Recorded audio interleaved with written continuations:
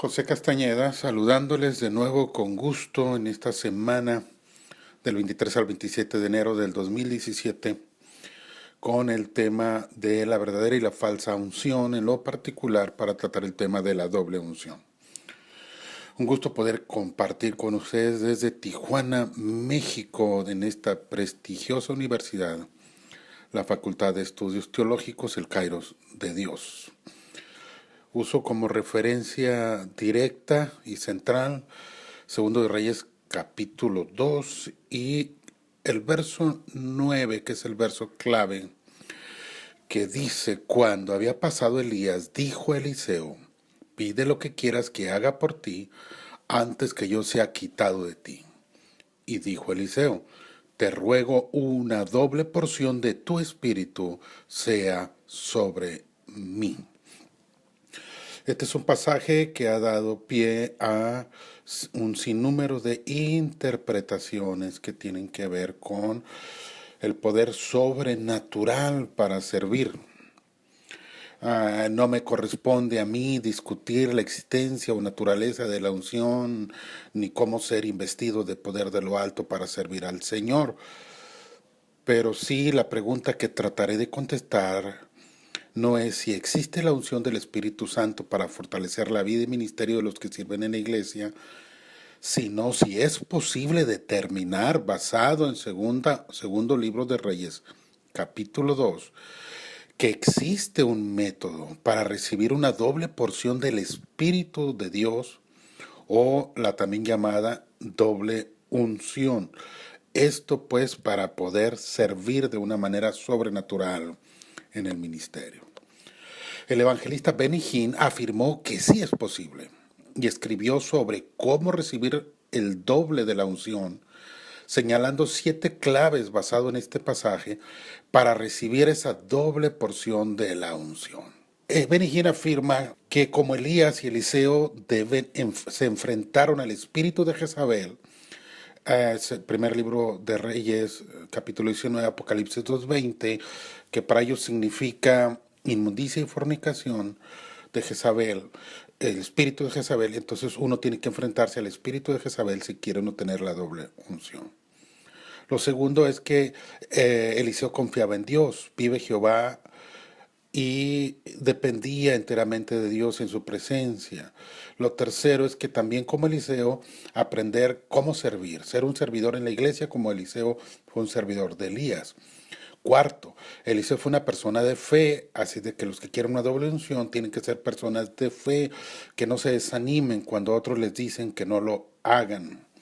5. Eliseo fue probado con su propósito de seguir a Elías en el Jordán, Gilgal y Jericó por las mismas órdenes que Elías le daba de quedarse. Así que su fe va a ser probada y si permanece, pues va a recibir la doble unción. Y sexto, Eliseo sabía cómo llevar una guerra basado en que pasó por Jericó y en Jericó Josué pues tuvo la victoria de los muros que cayeron, y espiritualizando el texto, pues entonces Eliseo también peleó su guerra, Elías también peleó su guerra, y entonces es el sexto concepto, saber cómo pelear una guerra para recibir la doble unción. Y séptimo, Eliseo tenía una visión. Cuando se le pregunta qué quieres que te haga, él ya sabía lo que quería, una doble porción de su espíritu. 7 cosas que Benny Hinn afirma que se deben de procesar para recibir la doble unción. También el evangelista Benny Hinn escribió y predicó sobre los 3 niveles de la unción. La unción del rey David. Primero, por ejemplo, se enfrentó a Goliat. La segunda, cuando fue hecho rey de una tribu. Y la tercera, cuando se entronizó sobre las 12 tribus de Israel. Y que él ve como 3 niveles de unción. Así como los apóstoles también recibieron 3 niveles de unción. Primero, cuando Jesús les dijo: recibid el Espíritu, los envió a predicar. La segunda, en Hechos 2, cuando fueron llenos del Espíritu. Y la tercera, en Hechos 4, cuando una vez más hubo un derramamiento del Espíritu. Así que él considera que son 3 niveles de unción. Mucha gente que reconoce como legítima la transferencia de la unción de un sacerdote, apóstol o pastor por la imposición de manos, basado en la experiencia de Elías y Eliseo, ha corrido cada año tras Benny Hinn, Cas Luna, Ricardo Rodríguez, César Castellanos, Cindy Jacob y Guillermo Maldonado, entre otros considerados ungidos para ser investidos de poder de lo alto. A la pregunta ¿existe en la Biblia el concepto y la práctica de la unción? La respuesta es sí. A la pregunta ¿existe alguna diferencia entre el concepto y la práctica de la unción entre el Antiguo y el Nuevo Testamento? La respuesta también es sí. A la pregunta ¿podría existir alguna diferencia entre el concepto y la práctica de la unción entre el Nuevo Testamento y lo que se hace en la actualidad? Creo que la respuesta también es sí. A la pregunta ¿se muestra un patrón transferible de la unción en el pasaje de Segundo de Reyes capítulo 2 entre Elías y Eliseo? ¿Hay realmente, se puede imponer las manos y transferir la unción a otra persona? Bueno, pues en los siguientes audios trataremos de dar respuesta a esas interrogantes, esperando que podamos serles de utilidad en nuestro análisis. En primer lugar, les mencionaría que la unción como práctica física y simbólica aparece en la Biblia en varios aspectos. Primero, como ustedes ya saben, habrán escuchado esta explicación de otros exponentes, solo resumiré que la palabra unción en el Antiguo Testamento se deriva de la costumbre de ungir o ungirse con aceite de oliva o aceites aromáticos, pues una práctica común para suavizar o perfumar la piel. Segundo, como práctica religiosa se derramaba aceite sobre el objeto a dedicar, apartar o consagrar, como lo hizo Jacob en Betel y Moisés con los objetos del tabernáculo. Con la misma idea se derramaba sobre la cabeza de los sacerdotes para consagrarlos al ministerio o a los reyes para dedicarlos a la función de gobernar. Es muy importante notar que en el caso de David y Jehú, el ungimiento no les dio acceso al poder, sino que adquirieron la conciencia de haber sido elegidos por Dios y entonces se dieron a la tarea de recorrer el camino que los llevó finalmente al poder político y gobernar cada uno de ellos.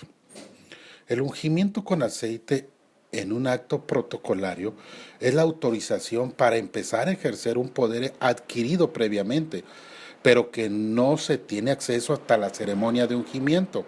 En México, por ejemplo, un presidente legítimamente electo no puede empezar a ejercer el poder sino hasta la ceremonia de ungimiento, ante el Congreso de la Unión, donde se le transfiere el poder de colocarle la bandera, la banda presidencial en el pecho. En tercer lugar, en este tema de la práctica física de la unción, está el caso del leproso que cuando era sano también era ungido con aceite. Simbolizaba su salud y alegría recuperada, su restitución social y religiosa, el poder pues de volver a vivir. Una autoridad para integrarse otra vez a la comunidad y ejercer las funciones que se tenía. Pero, ¿qué es el concepto de la unción realmente en el Nuevo Testamento? ¿Cómo aparece allí en la Biblia la unción? En primer lugar, les diría que es muy interesante que la práctica de la unción física solo se menciona de dos maneras en el Nuevo Testamento.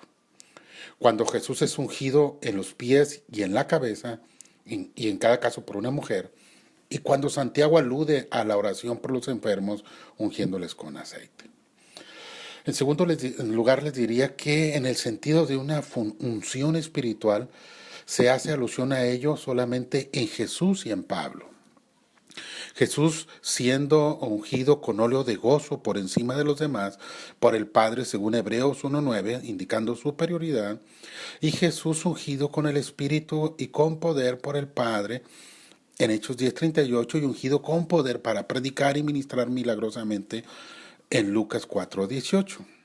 Aparte de Jesús, pues solo encontré a Pablo, que se declara ungido por Dios con sus compañeros, con derecho y autoridad moral sobre los corintios en 2 Corintios 1:21. Entonces, ¿qué entendemos nosotros por unción en la actualidad? ¿A qué nos referimos? Bueno, pues nos referimos principalmente a ser llenos de un poder y autoridad espiritual que capacita a los que ministran de una acción victoriosa y sobrenatural sobre las fuerzas del mal para el avance del reino de Dios en la tierra, como dice Hechos 1:8.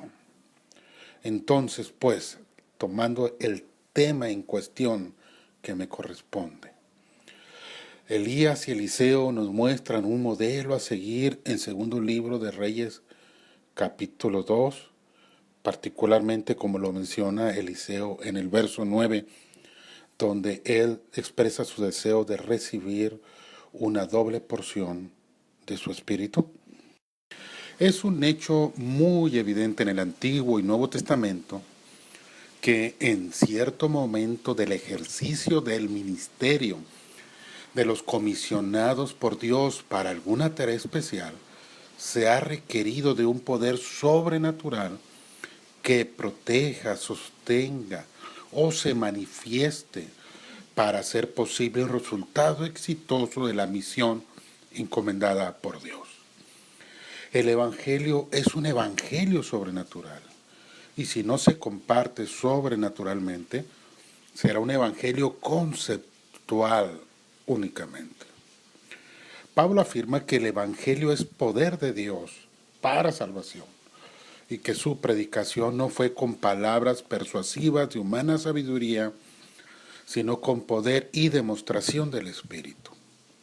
En ese sentido, pues, es evidente que tanto Elías como Eliseo y muchos otros profetas, apóstoles y predicadores tuvieron un poder sobrenatural para servir. Si observamos detenidamente la historia de Elías y Eliseo, los milagros que ellos realizaron, el ejercicio del ministerio, y nos vamos al los pasajes donde se habla de la vida de ambos, nos daremos cuenta de que en cuál fue el contexto y cuáles fueron las circunstancias en las que se dieron las acciones que concluyeron con un Eliseo profeta y ungido por Dios.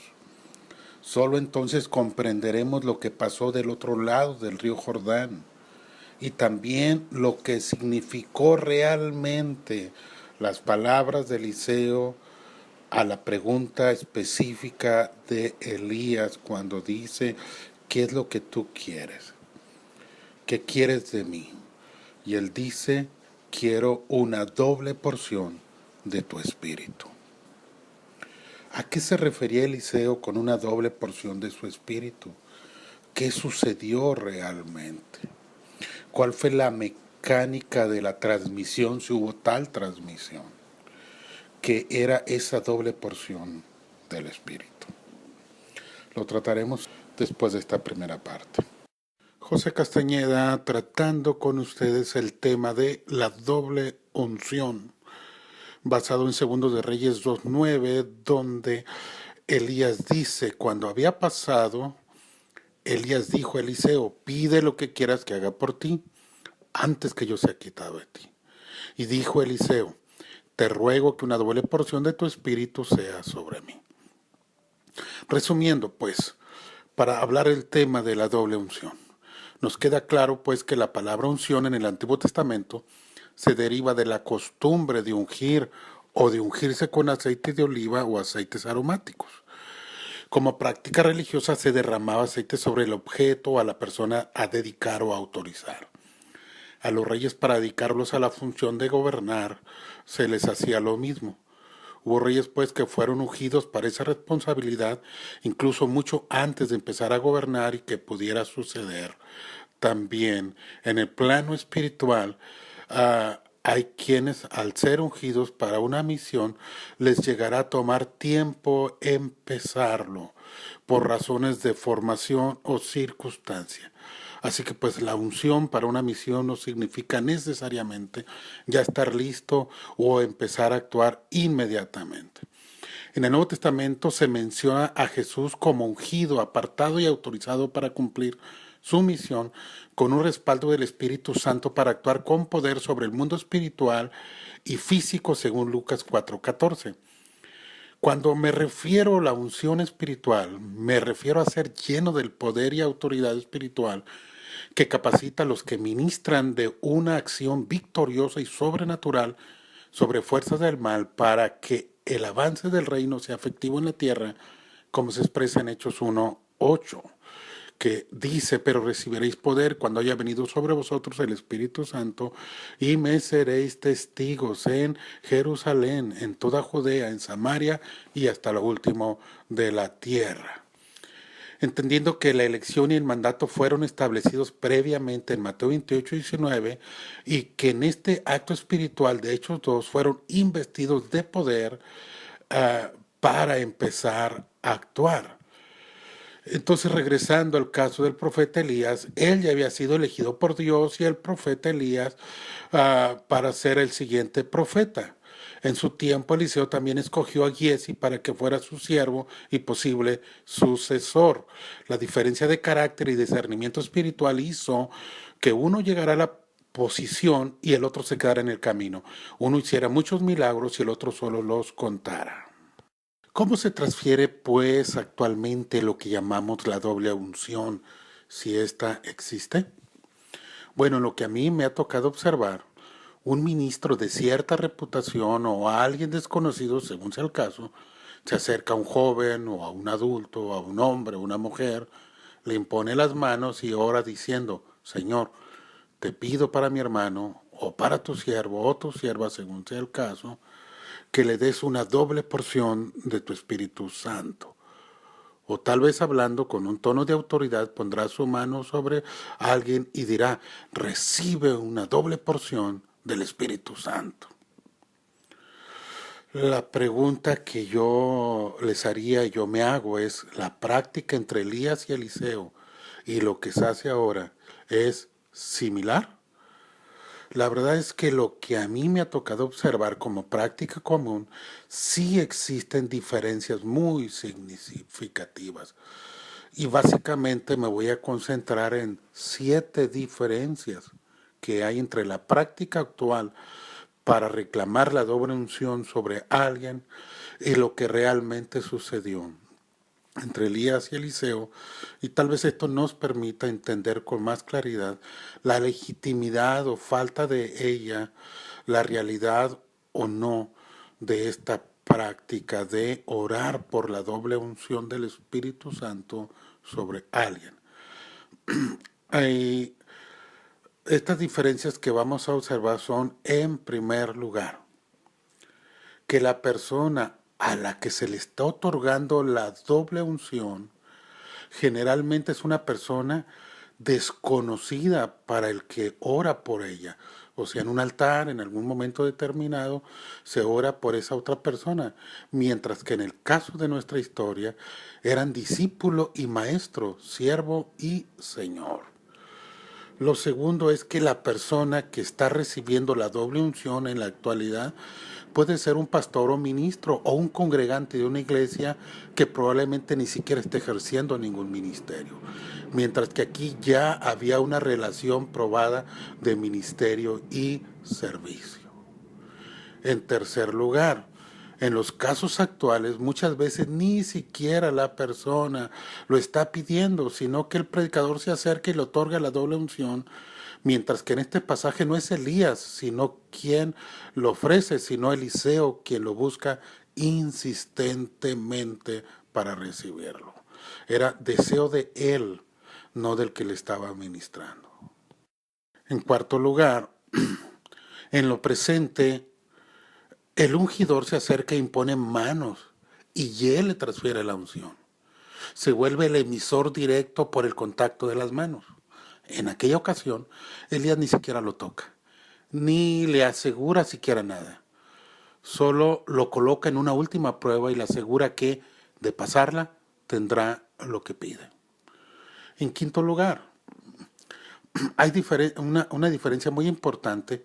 Es el punto de referencia para el efecto multiplicador de la unción. Eliseo quiere una doble porción de lo que Elías tiene. Si uno en la actualidad va a orar por la doble unción para alguien, lo primero que yo me preguntaría ¿es una doble porción en comparación con qué o con quién? Por ejemplo, si yo le ofrezco en la actualidad la doble unción a alguien, lo primero que esa persona debe tener claro es si es el doble de lo que ya tiene.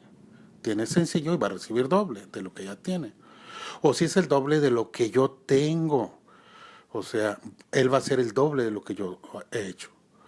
O si es el doble de lo que normalmente da el Espíritu Santo cuando llena a alguien. Dios da con cierta medida, pero a mí me va a dar el doble por esta oración. Porque Elías sabía el significado de lo que Eliseo le estaba pidiendo. Él lo entendió. Pero ¿sabe el receptor de la unción realmente lo que está recibiendo en ese momento que alguien está orando por él en la actualidad? Alguien pensará que eso no es importante, que lo importante es recibir poder. Pero realmente lo está recibiendo. Créame que Dios no le va a entregar una arma poderosa a un niño que no sabe, ni le interesa saber si está preparado para usarla. Solo quiere ya empezar a disparar a diestra y siniestra, caiga quien caiga, sean amigos o enemigos. Imagínese usted semejante cosa. La sexta consideración es la capacidad de recepción de quien está recibiendo la doble unción. ¿Por qué es importante este punto? Porque si existe la doble unción, lo primero que uno debe preguntarse es si realmente yo quiero o necesito esa doble unción. Eliseo quería un ministerio con un alcance superior a lo que sabía que Elías había recibido, por eso pidió una doble porción de su espíritu de Elías. En otras palabras, quiero la capacidad de hacer el doble de lo que tú has hecho. Esto puede lastimar el ego de Elías o considerar que Eliseo es un ambicioso, pero Elías entiende que Eliseo tiene deseos de hacer cosas grandes para Dios y deja que sea Dios quien decida si se lo otorga a Eliseo, no lo determina Elías. Ahora, si observamos los eventos milagrosos en la vida de estos dos profetas, encontramos algo muy interesante en el número de milagros alrededor de sus acciones. Por ejemplo, los milagros de Elías. Número 1, el milagro de la sequía en Israel por 3 años y medio. Primero Reyes 17:1, Santiago 5:17. 2, alimentado milagrosamente por cuervos. Primero Reyes 17:5 y 6. 3, multiplicación del aceite y harina para la viuda de Sarepta. Primero de Reyes 17:7 al 16. 4, resucita al hijo de la viuda. Primero de Reyes 17:17 al 24. 5. Hace descender fuego sobre el sacrificio en el Monte Carmelo. Primero de Reyes 18:36 al 38. 6. Elías hace llover. Primero de Reyes 18:41 al 46. 7. Elías divide el río Jordán para cruzar del otro lado antes de ser arrebatado. Segundo de Reyes 2:8. Los milagros de Eliseo. Estos son los que encontré. 1. Divide las aguas del río Jordán. Donde termina Elías, comienza Eliseo. Segundo de Reyes 2:14. 2. Purifica el agua contaminada o salada. Segundo de Reyes 2:21. 3. El juicio sobre los jóvenes burlones que finalmente mueren devorados o matados por osos. Segundo de Reyes 2:24. 4. La multiplicación del aceite para la viuda. Segundo de Reyes 4:1 al 7. 5. El milagro de un hijo para la tsunamita. Segundo de Reyes 4:14 al 17. 6. El milagro de la resurrección de ese hijo cuando murió de la tsunamita. Segundo de Reyes 4:29 al 35. 7. La purificación de la comida envenenada. Segundo de Reyes 4:39 al 41. 8. La multiplicación de la comida para 100 hombres, pan y espigas. Segundo de Reyes 4:42 al 44. 9. La sanidad de Naamán el leproso. Segundo de Reyes 5:10 al 14. 10. El milagro de la transferencia de la lepra de Naamán a Giezi. Segundo de Reyes 5:27. 11. Eliseo hace flotar el hacha perdida. Segundo de Reyes 6:6. 12. La apertura de los ojos espirituales de Giezi para que viera quiénes estaban con ellos. Segundo de Reyes 6:17. 13. La captura milagrosa del ejército sirio. Segundo de Reyes 6:18 al 20. 13 grandes milagros hace Eliseo. El último lo hace después de muerto cuando sus huesos son tocados por un muerto y este resucita. Segundo Reyes 13:21. Muy interesante que Elías se registran 7 grandes milagros Y de Eliseo se registran 13 grandes milagros, 14 con uno que se hizo incluso después de muerto. 7 contra 14, una doble porción de ministerio. Eliseo hizo el doble que Elías. Es muy interesante esto. La séptima y última consideración en relación a la doble unción es si realmente esta existe. Y si existe la doble unción, entonces uno se preguntaría si puede haber triple unción o cuádruple unción o quíntuple unción, etcétera, etcétera. En Juan 3:34, Juan el Bautista afirma que Dios no da el Espíritu por medida. En una vista rápida encontré 14 veces en el Nuevo Testamento la palabra ser llenos del Espíritu. Considero pues que Dios no da conforme al Espíritu, no lo da por medida de Él, sino por nuestra propia medida. Es de acuerdo a nuestro propio vaso que Dios nos dará los dones o capacidades. De acuerdo al tamaño de la vasija, es que el aceite se multiplicará, el aceite de la unción. Si no hay vasijas que llenar, entonces no habrá multiplicación del aceite. No es conforme a la medida del Espíritu. El Espíritu no se divide en porciones. Su unción para ejercer milagrosamente será de acuerdo al hombre, a la persona, a la necesidad que tiene uno de hacer su voluntad y de entrega a su servicio. Dios no le va a firmar a nadie, créamelo, un cheque en blanco para que tenga una cuenta doble de milagros ungidos para cuando se le ocurra utilizarlos. Si no es capaz de servir en lo poco, Dios no le va a entregar lo mucho. Creo que la unción es una experiencia sobrenatural donde Dios nos da autoridad y poder. Cuando Jesús llamó a sus discípulos y los envió, les dijo, toda autoridad me es dada, por tanto vayan. Mateo 28:19. Eso es autoridad, pero autoridad no significa poder. Por eso les dijo, no salgan de Jerusalén hasta que sean investidos de poder de lo alto. Un policía tiene en la placa y el uniforme la autoridad, en el documento que le autoriza para ejercer una función, pero no puede ir y detener a un delincuente solo con la placa y decir, detente, porque soy policía y tengo la autoridad para arrestarte, sino que tiene que tener el poder en las manos o en la cintura para apuntarle al infractor y decirle, te detienes o te disparo. Así que es autoridad y es poder. Lo que Dios ha prometido es darnos el poder. Y el poder lo ejerceremos en la medida que dependamos de la unción, de la consagración, de la recepción de la presencia de Dios. La unción no es otra cosa que la presencia sobrenatural del Espíritu Santo en el creyente. No se preocupe por la doble o la triple, solo preocúpese por estar ungido. Dios les bendiga.